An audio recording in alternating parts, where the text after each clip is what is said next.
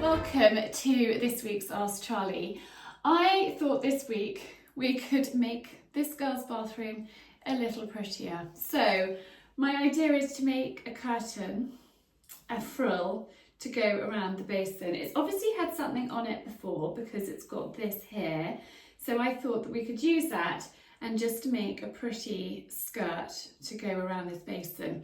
Coco and I use this bathroom for our teeth, for our skincare, for things like that. We've got a shower next door, but we just have a bath in here. And actually it's lovely to have a relaxing bath in this space. It's a really pretty bathroom, but it's very little, so it's quite difficult to share the right angles with you because you can't see the full effect, but it is very, very sweet. So I'm going to move you up because actually Simon came up with the genius idea of putting this mirror here, and it's made a huge difference. This was just propped up against the wall in our bedroom because I had nowhere else to put it.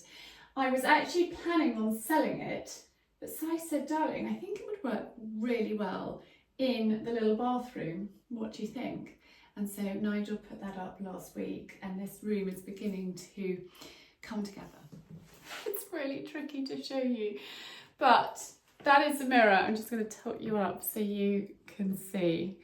And then in the mirror's reflection, you can see, in fact there, you can see the corner cupboard. I bought that at Stable Antiques, and that's just really useful to put products up in there.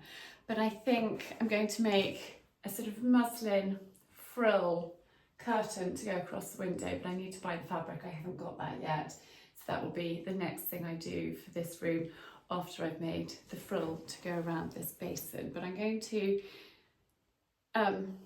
try and show you around our tiny, tiny girly bathroom as best as I possibly can. I have zoomed out so you can see better. Di painted the bath panel green while we were away, and I think that works really well. I'm going to actually paint around here. I need to get, you can probably see it hasn't been painted very well. And I'm going to get a gloss paint, and I'll do that. And then we've got that up there. And then this mirror, I think looks brilliant up there. And then, can I get back far enough? We're going to make a frill to go around this basin. And then in this tiny corner back here is the loo. And we've got a cupboard up there. And then Dan has just made a second shelf because it seemed silly having such a huge space with only one shelf. So I thought we'd put an extra shelf in. And then I've got all of our sort of bathroom products up there, but you have to stand on the loo to get there. But this is our little girly bathroom. I think that's very sweet. Pictures of when the children were tiny wee in here. So let's go and make a frill to go around there. So you can see that somebody's put this on, so I don't even need to do that. Just what gave me the idea. Now I have been to Falcon Fabrics, and I have got Velcro and this. Not sure what this is called, but I think it's just curtain header tape. That is going to be about spot on in width, and the fabric that I have chosen, I actually bought this in the summer. It is this, and seriously festive. So I thought this was a perfect project to do on a wet December day. So this is going to be my curtain around here, and I actually thought it worked really well with the green. And if you imagine it pulled taut, it's going to be perfect. So that is one note. So we need to do, I want it to be quite full. So I think we're going to do it double, and then that will allow enough for the seams. I've actually got plenty of fabric. Where did I put my tape measure? Here. Now I think it's going to be uneven because this floor slopes. So we're going to measure it carefully. That is 71 centimetres. What is it here? That's 74. Wow, this is going to be interesting. That's 74.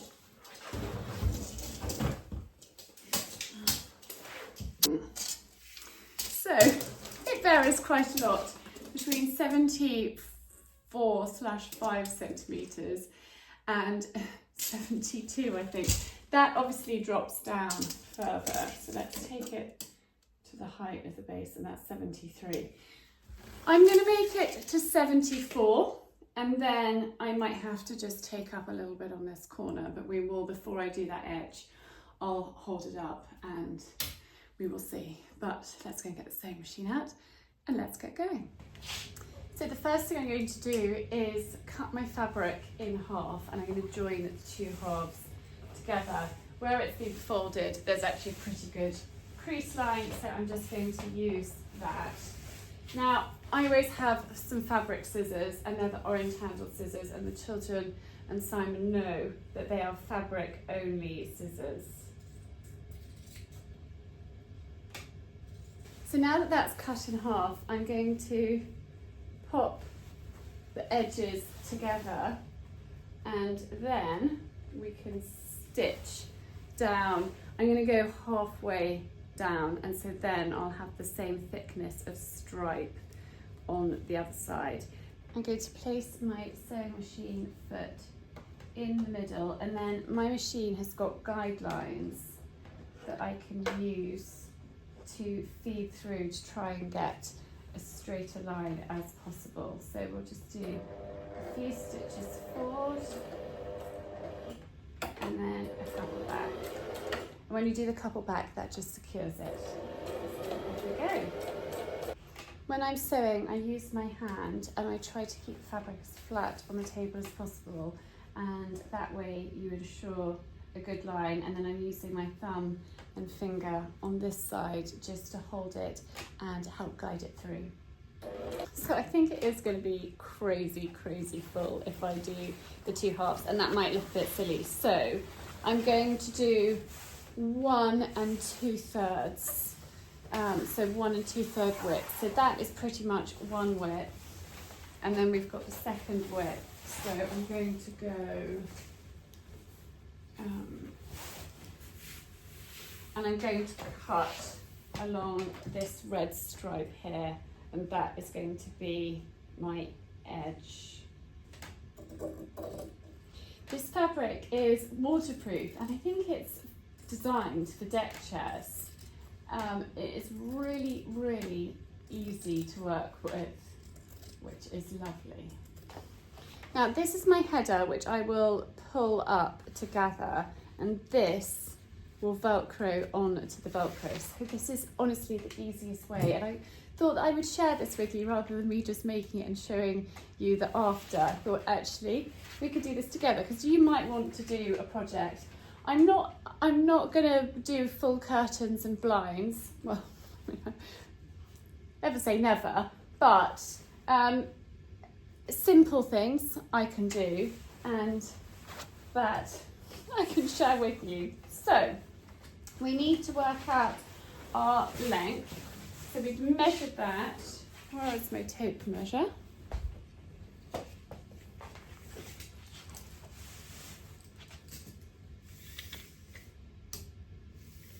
So 74, that's there. So I have got plenty of fabric to play with.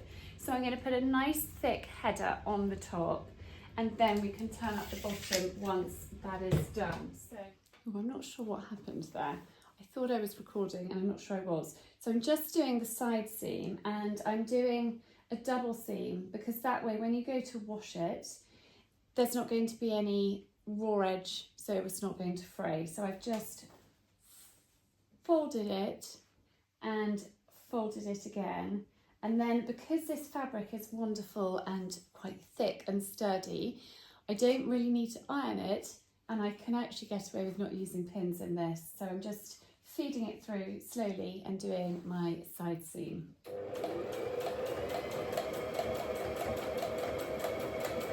So one side seam is done and I just need to do the other end.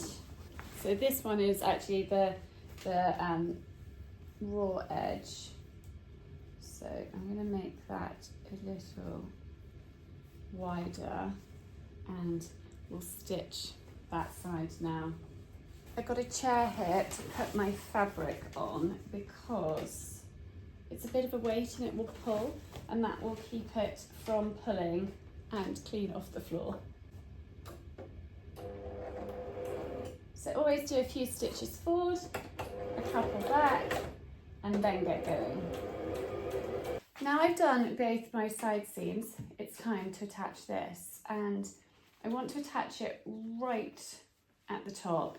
I'm going to fold back that scrappy edge and place it there, and if I stitch onto that bottom line, I'm going to get away with not doing an extra seam. So get our pins.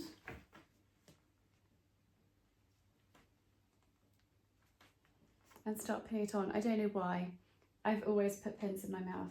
That's just the way I've always worked. And I'm going to actually leave these pins in place while I do both of the seams, because I'm going to do one seam at the top and one seam at the bottom. So I'm placing the pins strategically in the middle. I can't talk to you with pins in my mouth, so maybe I'll get out of the habit of doing that. I also put horses' plaiting bands in my mouth as well. Not sure what that's all about, but it's just the way I have worked for many years. I got my first sewing machine when I was very, very young. It was from a junk shop in Inverness in Scotland, and it was a Singer, and it was, it had a hand wheel, it didn't have a foot pedal.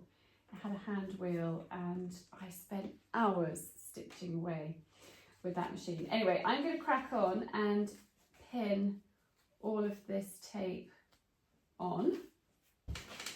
So I've pinned this in place, and at the end I have just snipped it, but made sure I haven't snipped the strings. Popped it down, and Si's just walking in. Oh, wait, Lola, hang on a minute. We don't need a Labrador in the action, with the strings out. So I have got those to pull. Now I'm going to pop this to one side, and I'll be back with you later on. I'm back with you. Now it's time to stitch both sides. So I've got this end, which I'm going to start with. I'm going to pop my fabric onto the chair beside me, and make sure that you've got everything neat and in the right position. You want to stitch down there, holding that edge nice and firmly in place. Forward a few and back a few. And then off we go. That was really silly of me. I pricked my thumb. I didn't want to put blood on here, so hopefully it will stop bleeding in a minute.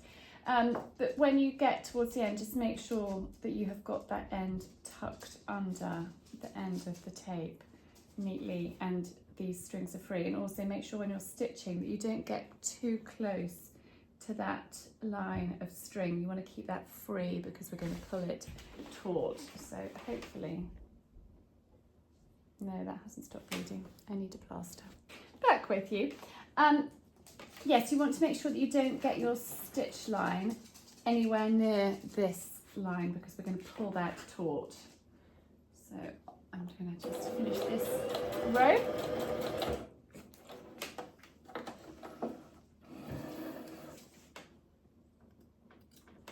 So that's that first line done, and now to go back and do it again. But first of all, I need to fill up my bobbin. So I've got my stitch lines in place. So it's time to take out the pins and then hem it. Now I'm carefully measuring the length. And again, it helps that we've got a stripe. And I'm using a pencil just to mark my line. Now with my line carefully marked, that is my fold line. I want to allow about an inch seam. So I'm just going to snip. I'm going to be slightly generous and do 1.5 inches. And now it's time to hem it. So I'm not sure if you will be able to see my pencil markings, but that is the bottom line. So I'm just going to fold to there and then fold again, and that is my length. So I can place it carefully on my machine and start stitching and just checking as I go that I've got the right length, and just hold it in place as I stitch.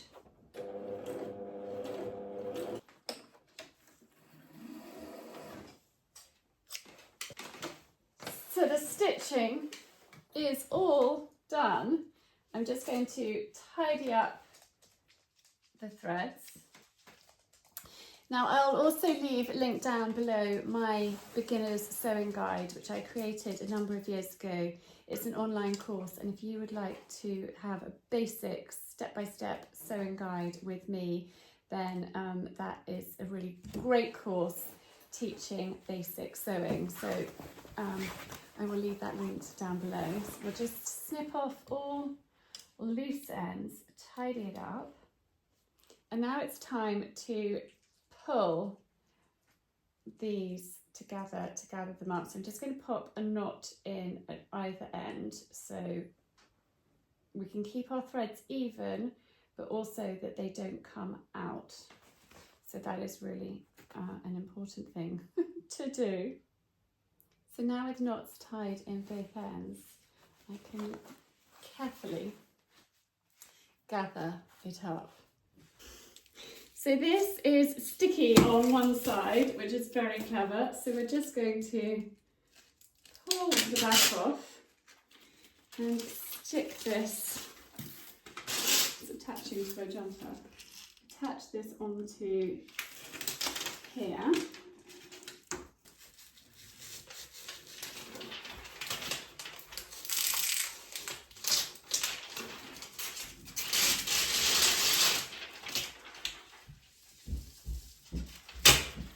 So with the Velcro attached, we can now attach our curtain and get it to the right length. So this might take a little bit of zhuzhing because I might have pulled it in too tight. I have, so that's fine. We can pull it around and get it to the perfect length. There we are, my curtain frill is done, and I think it looks really, really super. Now, I am a child of the 80s, so I grew up with things like this. It's something that is very familiar to me, and when I saw it was back in fashion, I thought absolutely perfect. I can make a frilly curtain for here, and I think it looks really, really super. And is not quite a finishing touch for the bathroom, but it almost is. Once we've got something up at the window, then that will be this room complete.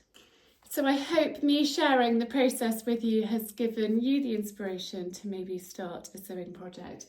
It's really fun and it's really satisfying when you make something yourself. Anyway, thank you so much for tuning in.